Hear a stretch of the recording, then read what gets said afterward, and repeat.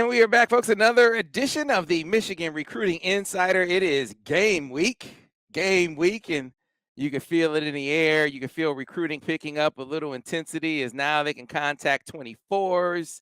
You can start having visitors on campus. Not going to be a huge visit weekend, but you're going to have some guys taking in game action and rubber meets the road. You actually can do a little gawking. Hopefully, it's gawking at the Ohio State Notre Dame game. I know that's what the Michigan coaching staff is probably hoping, that maybe there's a little bringing down to earth for the team that they've done the most battle with in this recruiting cycle so far, and that's Notre Dame. We'll talk about that and much more with the best crew in the land when it comes to Michigan football, basketball, and recruiting. That's the crew over at the Michigan Insider, starting, of course, with Steve Lorenz. Steve, how are you? Great, guys. Ready for game time. Absolutely. And one Mr. Brice Marich. Brice, how are you today?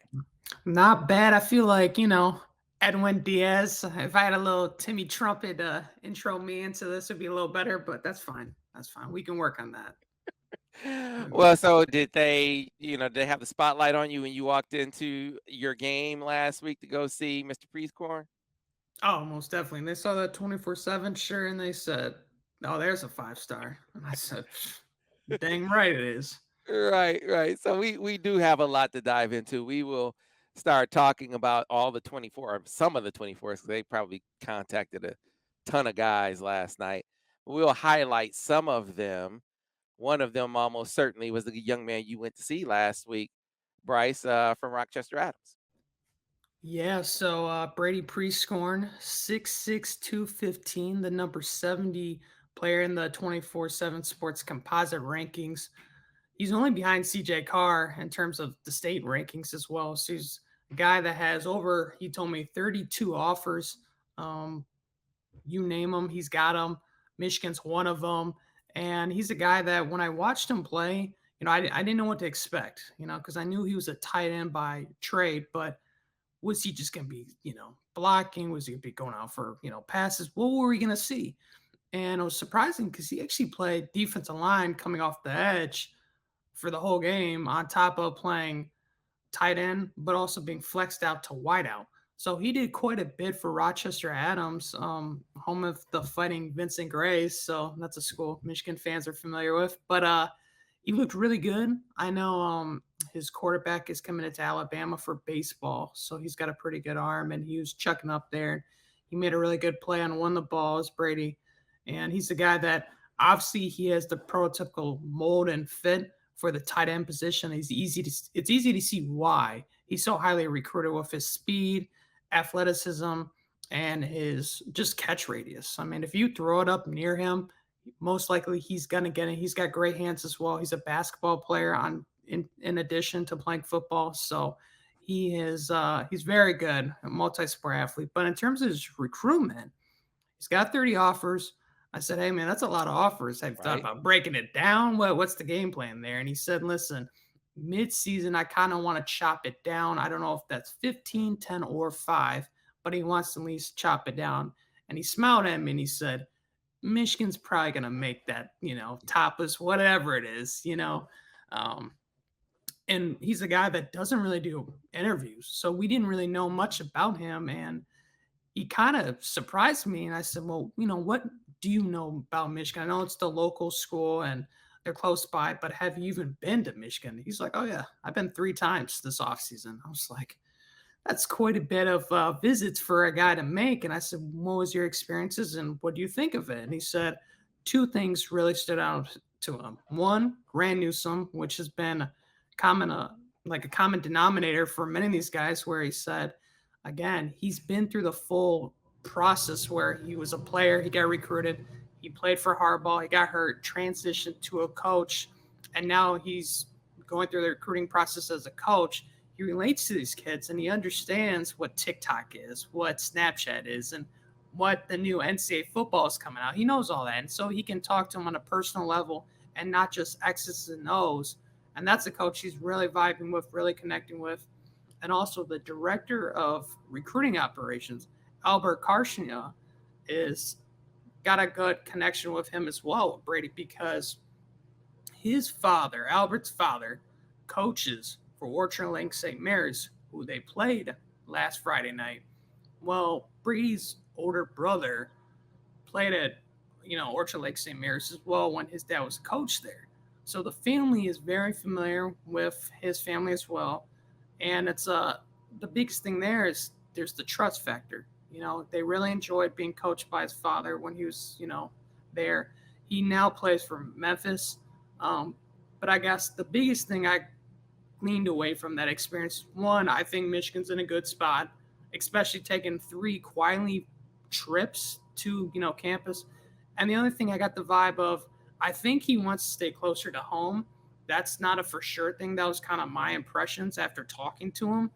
But if that's the case, I like where the Wolverines stand with those connections. And plus, he mentioned Jim Harbaugh and just the tight end usage. That's always appealing.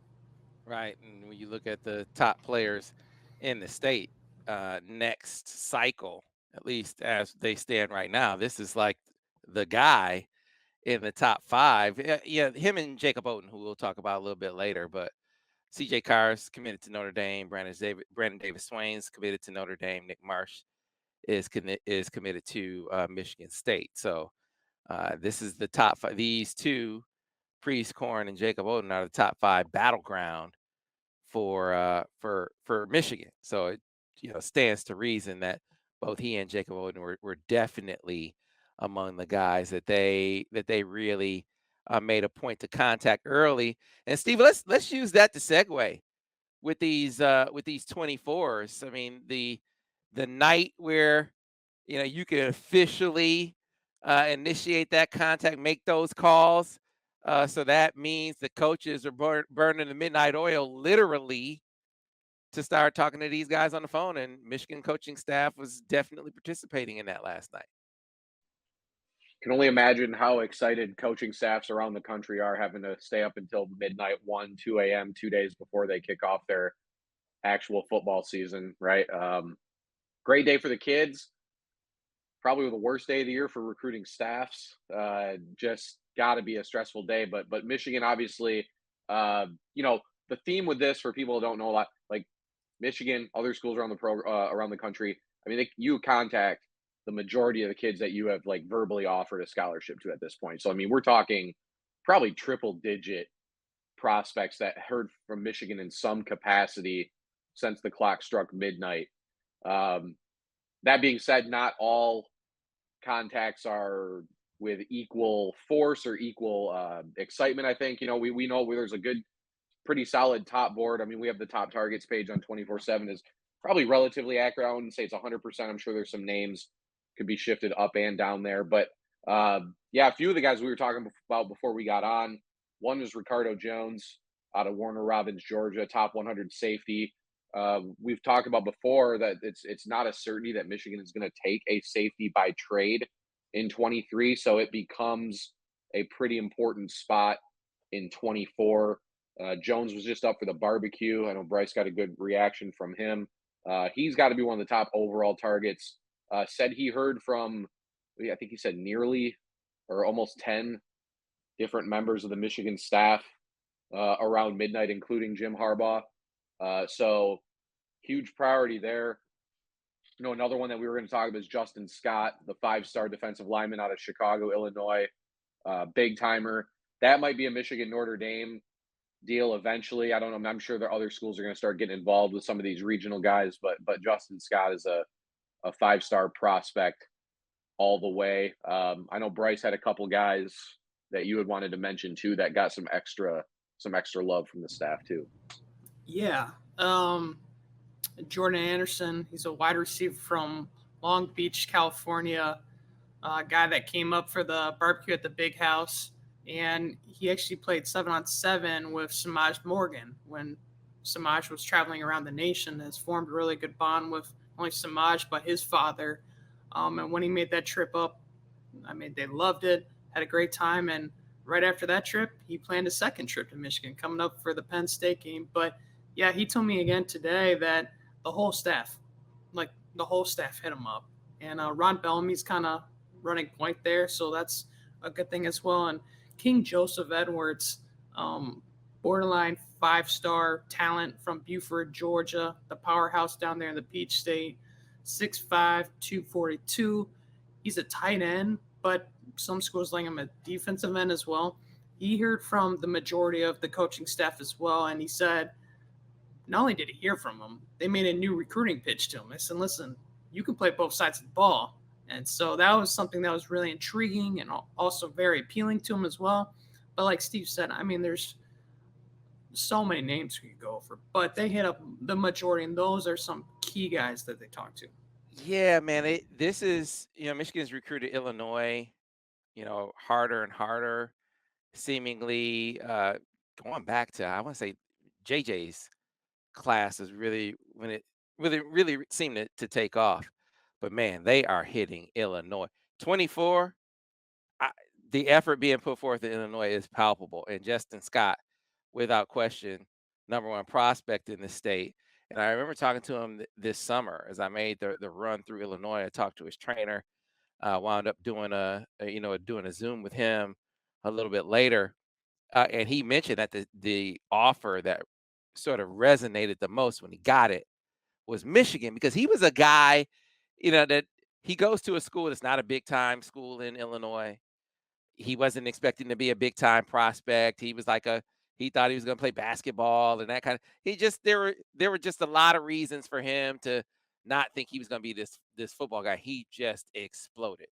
And so when Michigan, much kind of like Marquise Lightfoot, similarly, another guy in Illinois in the 24 class that Michigan is tracking very hard, who really, really, really blew up. The difference is, while I think that, Marquise, some of the local schools, the footprint schools like Michigan and Michigan State, I think those are schools that are really resonating with him. With Justin Scott, I think it's different, because I think it's the footprint schools are resonating, and that the footprint schools are where he's going to look to the most. Like, I think Marquise is going to look around. Like, he's going to look at Auburn. He's going to look at SC. He's going to look at the national schools. Justin Scott, I don't think he wants to get that far away from home, guys. And that's why I'm with you, Steve. I think it's going to be Michigan, Notre Dame. Now, Notre Dame has the advantage of they've had him on campus. He was going to try to visit Michigan for the barbecue and couldn't make it up. So you could expect for him to try to make it up during the season. He mentioned that, but man, that is a guy that is a pure battleground guy, and he's also a guy that when you talk about defensive line coach Mike Elston, kind of bringing with him a connection. This is one of them. This is one of them that he comes to Michigan with a tie. So this is one of the first guys he sort of moved on. That's resonating with the young man as well. So he is a big time athletic dude, and it just feels like you look at him and you look at a guy that is truly that lump of clay. He hasn't filled out. He doesn't have the definition yet. It just feels like baby fat, and he's 295 pounds. So you're gonna see this dude be a 310-pound animal, I think, when all is said and done. And I think there's a good chance it could come down to Michigan, Notre Dame. I'm right there with you on that, Steve. Yeah, and I know that hasn't been the school we've wanted, like Michigan fans have wanted to hear Michigan going up against this cycle so far. But that's where the 24 cycle could very well be different. If Michigan has a big season like we expect them to, Notre Dame has a tough schedule. They have a tough season opener. I think you mentioned Sam against Ohio State this weekend. I think that one of the only times, I think, if you're a Michigan fan, that you'd probably want to see Ohio State come out on top, it would be this weekend strictly for recruiting purposes, because by and large, in a weird way, Michigan and Ohio State do not tangle up as much on the trail as Michigan and Notre Dame tend to, at least in the last 4 or 5 years or so. So, anything, yeah, to kind of knock Notre Dame off of this lofty off-season perch that they've been on would be a huge benefit for Michigan, maybe in 23, but even more so in 24. So, yeah, and Justin Scott, I mean, might be the number one guy that those two schools are going to be going up against each other for. So, yeah, but yeah, it does seem like a regional recruitment more than anything, which, for a kid of that talent, regardless of Notre Dame's the other program there, it's to Michigan's advantage that a kid like that doesn't want to go too far, because you don't have to worry about Alabama necessarily. You Right. don't have to worry about Florida. You don't have to worry about USC. Uh, they've beaten Notre Dame head to head plenty of times. They just haven't done it as much recently. So 24, an opportunity I think for Michigan to maybe kind of flip the script a little bit. Yeah. Mom's gonna be huge in that one. Notre Dame does have a head start, but it's not like he's gonna be making a decision anytime soon. At least that's what the word was directly from him this summer. But I'm looking at the rankings in Illinois for the 24 class, and of course, according to the composite, Justin Scott, Christian Betancourt, Marquise Lightfoot, Amarion Stewart, Eddie Turk. These are all guys for Michigan, man, and they're big time. I mean, they aren't just top guys in the state or region. They're regarded as top guys nationally. Our guys are a little higher on Cam Williams than the composite. Our analysts have him ranked as the number one. Cam Williams, wide receiver, who Michigan recruited. He committed to Notre Dame, right? They have him ranked as the number one player in state. But I'm I'm gonna bet on Justin Scott holding that mantle, that perch before all is said and done. Amarion Stewart. Here's the thing. I think if you were to sit in on a meeting, and this is not sour grapes, I want to make that clear. But if you were to sit in on a Michigan team meeting, my gut tells me they would have Amarion Stewart ranked ahead of Cam Williams. I think they are higher on Amarion Stewart than Cam Williams. The word I got about him at camp from others that were there was that he was electric, that he was dynamic, that he was super twitchy, that he was doing things like that made him go from being he's the guy we're recruiting to, man, we gotta get him. We gotta get that guy. So, and they're in pretty good shape. I think they're in pretty good shape. He made it to the barbecue. He's gonna be back for a game. His brother's playing over Eastern. We've talked about all this before. Another guy who was tweeting out, Michigan stuff from the contact last night. So he's a dude. State of Illinois, man. It'll be interesting to see if Michigan can really capitalize there in the 24 cycle. Any other guys of note that are really standing out in 24 as far as the contacts, Brice and Steve? I'm trying to think. I mean, I think we hit on most of them. Like I said, a I mean, teammate. so Of, obviously the Jaden Davises, right? Like those guys Yeah. were obviously contacted, right? For right. anybody Right. out there listening, thinking, we didn't mention Jaden Davis. Right. Guarantee you, he was probably one of the first 3 or 4 prospects that they contacted. So same with like a guy like I don't know if we've discussed him here, but like Ryan Wingo, the Yeah. nation's top wide receiver out of St. Louis, is a guy that Michigan is in striking distance with. I'm sure they hit him up immediately. We mentioned before we got on a guy that Michigan probably not going to end up signing at the end of the day, but 5-star linebacker Sammy Brown out of Georgia is another guy, that the mullet dude.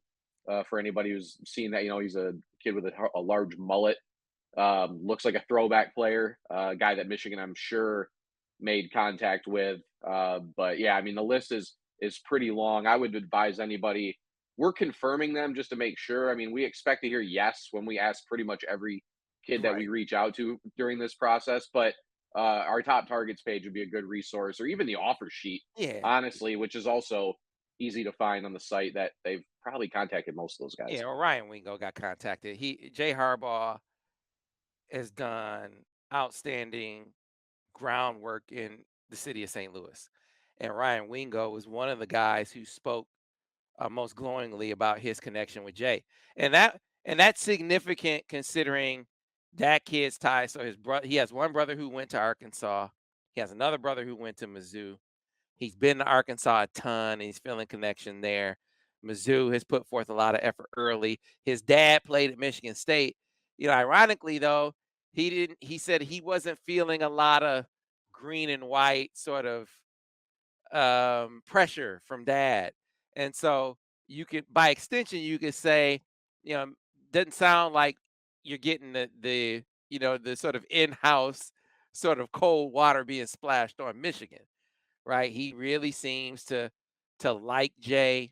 I think it's a matter of him connecting with Ron in person. I know that's a real big priority, is to keep getting them on campus.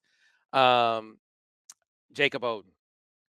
Jacob Oden back here in state. I know we already talked about Priestcorn. Well, the other guy in the top 5 here in state that Michigan is still in major play for is Jacob Oden. His dad, who I've known forever, Rod Oden, is a Michigan alum, loves Michigan, but is making it a point to not wield that influence because I was talking to Rod about it. He said it's already there. I mean, everyone in his family is a Michigan person. He's grown up a Michigan fan. So they've made it a point to not, I mean, to sort of remove that from the equation and not make his decision be based just upon that. And I think Michigan has done a really good job of not taking for granted that he's an in-state guy, that Steve Clinkscale has been on him as long or if not longer than any other guy recruiting him. So you have some ins, but you also have Michigan not resting on its laurels. I think that bodes well for them in that recruitment. I see some Michigan State crystal balls out there, not discounting them, but man, with Klink there and the strong relationship that they have with him and the natural ties that he has to Michigan, it's not a slam dunk. But man, I think Michigan is the best bet to get Jacob Oden. Time will tell. I wonder what you think about that one, Brice.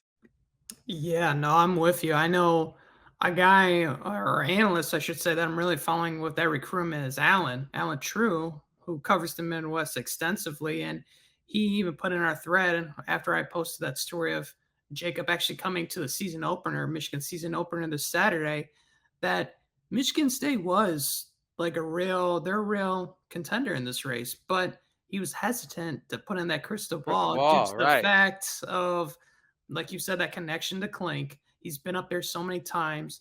His dad, I mean, his dad even coached Brandon Graham. I mean, it's just the list goes on of the connections, the ties, and the familiarity towards the university. Yeah. Now they've sent kids to Michigan State. They've sent a lot of kids to Iowa. Right. But right, Right. he goes back when he was coaching at Crockett as an assistant. He coached Brandon Graham, and he if Rod loves Michigan. I don't mind saying that on camera. Rod Oden loves Michigan. Now he doesn't influence kids, especially even his own with that. And we even did an interview with him back in the summer about it, where he said, I'm not going to push Jacob to me. He has to make the decision for himself. It has to be the best fit because he thinks it's the best fit, and not just because he's a fan, because he thinks he's going to play, because he thinks he's going to be developed, because the depth chart is conducive, because the depth chart is reasonable. All the factors that go into decisions need to be applied here, and not just give him a pass because that's who you loved growing up. And I think if you talk to Jacob, you get that feeling. And no, it's not. It's not just because it's Michigan, and Michigan State is a legit team. But man, you got Clink. I think Clink was the first one to offer him, or one of the first ones to offer him. He There was the can't first be one to call him too. it can't be a stronger relationship in his recruitment than Clink. So, he's a DB by trade. That's who would be coaching him.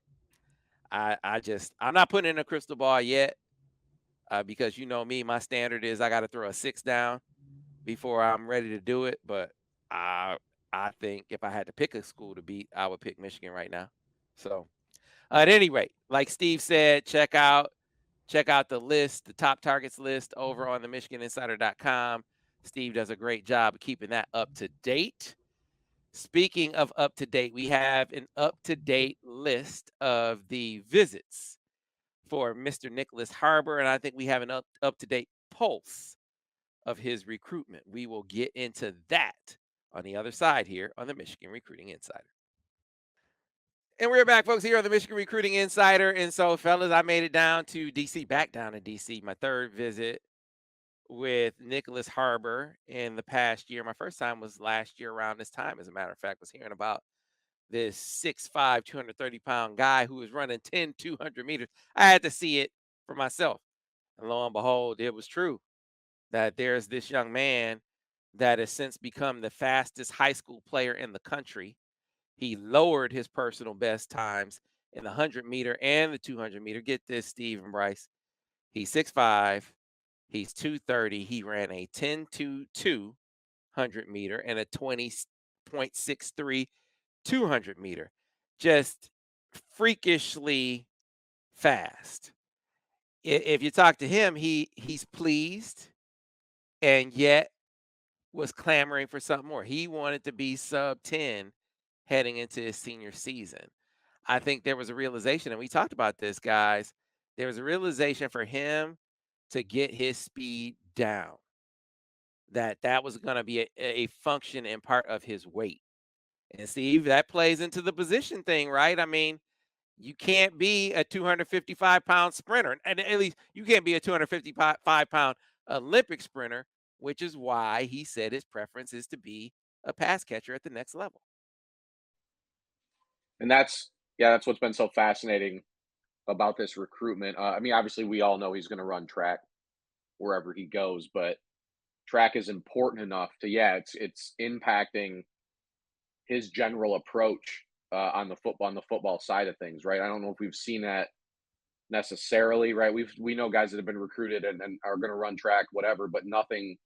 Not a guy of his talent level on the track, but also, usually it's football would impact his track situation. This is almost a little bit of the opposite, where his track situation is going to impact the football side of things. So fascinating recruitment, fascinating prospect. Interested to hear what you thought of him, Sam, when you saw him live. Played against Evan Link, right? The current Michigan verbal commitment. So a real interesting dynamic there. I still say, I know you guys have to agree. You tell him he can play whatever he wants to, and then then you get him on campus, and if it works out at receiver, it does. If you can convince him, because I would assume we think his ceiling is still higher on the defensive side of the football, right? But you you got to let him dictate what direction it's going to go. Otherwise, you're not going to get it. So. Yeah, no doubt. His coach Rob Harris. When I first started talking to him, he was talking about defense. He mentioned it when I talked to him this time around. He said, I'm sort of biased to him on defense, and I think he has awesome potential.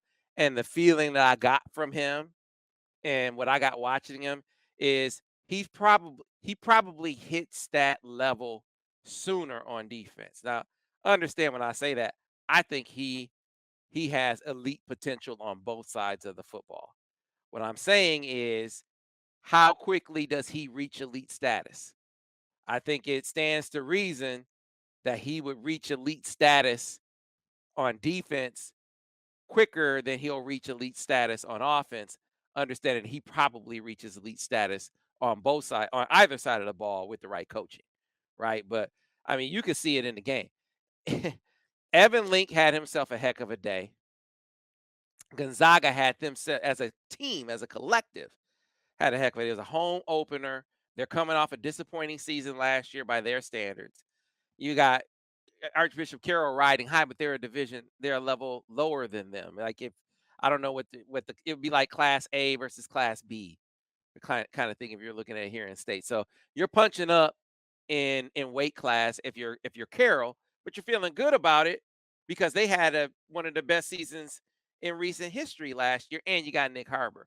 But they were never able to get on track. I mean, from the opening kickoff, Gonzaga takes the opening kickoff back, right? They, before you know it, it's the end of the first quarter. They're up 19-0, and the biggest play you heard from Nick was the one where they go for it on fourth down, and he's running a go route, and the pass runs him right into the goalpost. And he smacked. You felt like the goalpost was going to fall down. He hit it so hard. It was shaking. To his credit, he came back. He played the next offensive series. He took one defensive series off, but just not enough. They weren't able to feed him enough. He caught a couple passes in there, had a few more targets, but the play you felt him the most on was the one time where he really, really got Evan, because Evan, they didn't really match up until the second quarter. When he did, between Evan sort of doing a great job of walling him off, doing a great job of of I thought his quickness was underrated. We saw that. He did a great job of just staying in front of him. Man, that bull rush. The bull rush he hit him with at the end of the first half, he put Evan on his back. He put Evan on his back and sacked the quarterback. And you see a play like that, and you're like, "Oh, man." I mean, 20 more pounds, and this dude could be dynamic as an edge guy. But like you said, Steve, I mean, you gotta recruit him where he wants to be. And he wants to be on offense.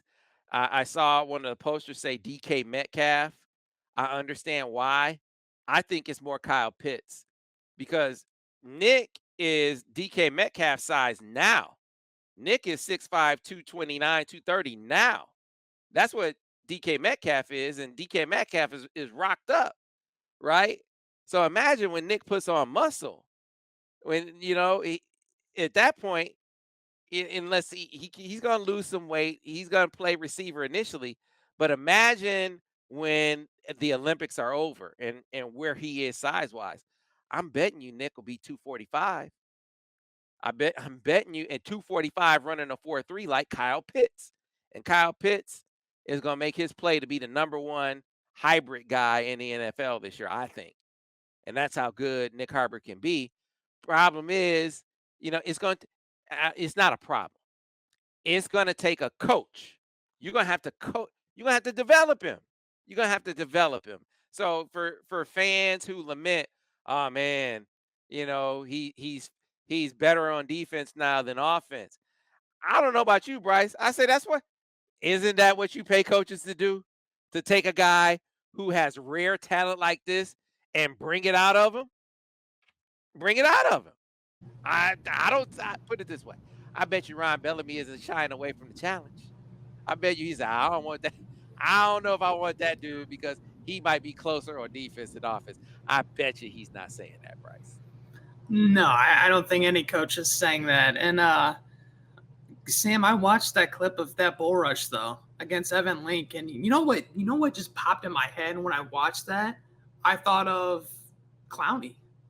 Yeah. At 20 pounds, this man could be a better version. I mean, you said he has the bull rush, and that was evident, but you put a couple more tools in that toolbox, and he could be scary good. But Steve, we've all been saying it, you kind of have to play him wherever he wants, and he probably will excel wherever he wants because, like you said, proper coaching, I guess, kind of learning more about the intricates of offense, route trees, kind of learning things that probably right now he's just go get it. Just, run a post, run this. And it's just little things here and there that he's going to have to pick up. But you can see he's a high football IQ. He knows the game well. And it's a guy that I think is also probably a good student as well. And oh my God, he's never gotten less than an A. So I have no doubts he can play whatever he wants, and he can pick it up pretty quickly as well. I think the biggest thing for me, two things. One, Evan Link. I really wasn't sure how he was going to fare in this game. And from all accounts of from what you've said and even the clips, he might be a little underrated. Yeah, Evan, all Evan lacks, and he talks about this, and you'll see it in the video interview that's posting today, as a matter of fact. So by the time people watch this, you'll be able to see Evan Link talking about the matchup. I already included some quotes, but you actually see him talking about it. He said, "Yeah, man, I got to get bigger and stronger. Simple. I got to get bigger and stronger." He said, I have the mentality. I'm really aggressive and physical in the run game, but being able to sit down in my stance, being able to take on guys, really strong physical guys with bull rushes.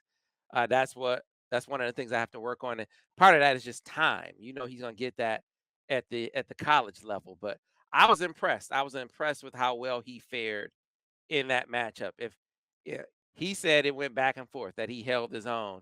I think if you had to grade him, you would give him the edge in the matchup in that game. Now, I think he said back and forth because there was no better play made between the two than the one that Nick made on him. That was just that was highlight reel stuff.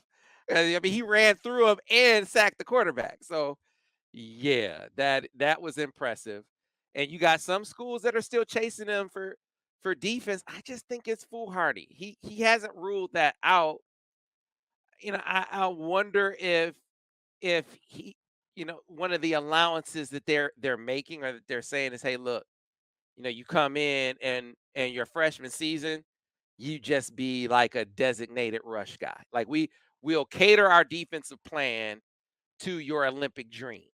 That's the only way that I think you could do it. But he was very pointed with me. He was very pointed with his track coach Pam Fish. He told Michigan this. I want to be a receiver at the next level. So for the schools who aren't coming at him that way, maybe it's not a non-starter, but you just feel like they're at a bit of a deficit. There's been some talk lately that South Carolina and LSU are trending. I buy that South Carolina is trending somewhat because it's the last place he went, and it's the only school other than Maryland that his parents have seen, that both of his parents have seen. So stands to reason they're going to be trending up some, but Michigan's going to have that opportunity in a few weeks, the weekend of the 24th for the Maryland game. Both of his parents will be up. Mom's from Detroit. His track coach is a Michigan alum. Been very, very adamant about it. And my concern, if I'm Michigan, would be, are we matching these other schools from a track perspective? And so when you look at LSU, for instance, he said the closest coach to him in recruiting is Jamar Kane, but he's the defensive line coach. That's a bit of an opening, I think, but there's a relationship there. And then you have maybe the strongest relationship with a track coach outside of one of the guys in Maryland is Coach Ards at LSU. And LSU is a renowned track program. Maybe, the only school that can counter them in that regard is SC on this list. So how do you balance that equation if you're Michigan? That would be my concern. Now you talk to people in the circle, like Pam, his track coach, and she said, look, they've had plenty of discussions about it. She said, hey, Michigan doesn't typically get the Nick Harbors, so they have to get the guy or the female or male athlete below that and raise them up. Every now and then they'll get a Nick Harbor or a Zaya Holman, who is a star track athlete and one of Nick's friends also from the DMV. She's recruiting Michigan really, really heavily. They start talking about what a track plan would look like if he felt like, there were some things that just like you do in football, how these football guys, they have JJ McCarthy went and saw Tom House as a throwing coach for his shoulder, right? You could do the same thing in track. You do the same thing in track. And so I think they've started looking at things like that. That's why I say between the academic piece, mom being from Detroit, and she said he said she's made no bones about how much she likes Michigan. Pam being super pro Michigan, not pushing him there, not telling him he has to go there, but her position being very, very clear. And then the academic piece, the academic athletic balance that he can achieve at Michigan, I think will keep them in the running until the very end. So I think it's premature to put in a crystal ball, especially for South Carolina. I don't know who in his circle people are talking to put that out there. I buy that they're trending, but that he's gonna go there, I wouldn't I wouldn't say that right now. Beamer's doing a great job too, but I wouldn't say that right now. The school, if I'm Michigan, the school that would scare me the most would be LSU. I mean, that would be the one, Steve and Brice. I mean, just they're elite on the football side, they're elite on the track side. You have the best relationships probably with coaches from both of those programs. I that would be the one that would scare the heck out of me. I don't know about you guys. Yeah, that's seems to make North Carolina or South Carolina, sorry, has definitely gained some momentum here in the last month and a half on the recruiting trail for sure, but still don't see them on the same level as an LSU type program, right? And like you said, didn't like South Carolina was his last visit, right? Right. So it's like there's that we get that after kids visit Michigan. Sometimes there's that afterglow effect. He's probably telling the South Carolina staff some good things or whatever. But either way, uh, this just feels like it's too contested to throw in a prediction regardless, right? If especially if he's not deciding until the winter or thinking about deciding until the winter, that's an eternity on the recruiting trail. And I know he's not a guy that's seen or gone to a ton of schools on football visits because he's been so focused on his track, but still, I mean, there's a long ways to go Yeah. in this one. And did Michigan get him up once? Yeah, they got Or him is up once right? I mean, and that was a last while season. ago. Yeah. Yeah. So, Michigan will get a second shot here. He's the kind of kid is going to get all the fans and stuff will recognize him, and he's probably going to get a ton of love before, after, during the game, even. So, uh, but yeah, too far out for this one to make any kind of prediction at this point. But I totally agree, Sam. LSU just kind of a different monster when it comes to football recruiting than South Carolina is, despite the fact that it looks like South Carolina is recruiting more effectively right now than they have in quite a while. Yeah, I mean, I think they're look, man, I'll tell you this. First of all, Beamer as a head coach, just from an effort, from a persistence standpoint, he does a great job. He does a great. I give him credit. Like he and Mario Cristobal are a couple of head coaches. Marcus Freeman. These are a couple of head coaches that you hear recruits talking about a lot as far as how involved they are on the day to day in recruiting. Most head coaches don't do it that way. That the way that those guys do it, for instance. That doesn't mean that they're the most effective. It just means that those are some of the guys. Those are three guys that I hear recruits sort of mentioning a lot as head coaches. But getting back to LSU, man, Michigan's had a dry run at this already with a receiver, with a track guy in Jalen Brown, right? And he went to LSU. Now, here's what I'll tell you: Michigan's still recruiting Jalen Brown, right? And I don't think that there are. I think they were given reason to think that they should keep recruiting him, right? Like keep recruiting him and just see. And I don't think it hurts anything to do so. Just same thing, like I said with Dante Moore. I think they were given reason to believe, reason to think, hey, you should keep recruiting him. So just stay in contact, just see. Well, my point in even bringing it up here's a big time track guy who loves Michigan, whose family love Michigan, and man, he chose LSU. And so that's why that track thing sort of has me a little leery. But you talk to people in this circle, and they say, hey, they do not think that that will be the determining factor. Who am I to say otherwise? Just if there's a factor that separates them, a lot of folks are going to say NIL. I don't know about you, Brice, but I just think that this kid's NIL opportunities are going to be gargantuan wherever he's going to put in NIL work wherever he goes. I think he's going to be in that position where he's going to make so much money at each place. You might make more at Michigan, you might make more at LSU than some of these other spots, but I don't think it'll be like if he chooses those schools over South Carolina. I don't think it'll be because of NIL. If he chose LSU over Michigan. Let's say LSU is throwing around big NIL dollars. We can speculate on that, right? I don't think that he'll choose LSU over Michigan for that reason.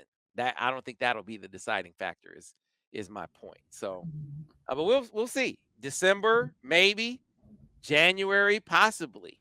January paying homage to his mom whose birthday is January 30th, I think he said. So, he could decide then. And I just happen to think that, you know, that would bode well for Michigan if he decides on mom's birthday.